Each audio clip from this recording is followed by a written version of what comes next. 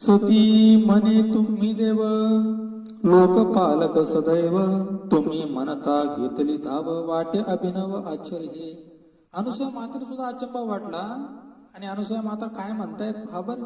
अरे तुम्ही तर लोकपालक आहात, जगाचे पालन करते देव आहात आणि तुम्ही आज माझ्यासारख्या एका पतिव्रता स्त्रीकडे धाव घेतायत आणि हे तुमच्या तोंडून जे काही मी वाक्य ऐकते ना, तर हे वाक्य ऐकून मला अभिनव म्हणजे आतापर्यंत कधी घडलं नाही असं काहीतरी वेगळं आगळं वेगळं असं ऐकायला भेटतंय. आश्चर्याचं अचंबित करणारं असं हे सर्व काही मला ऐकायला भेटतंय. हे नेमकं घडू तरी कसं शकतं?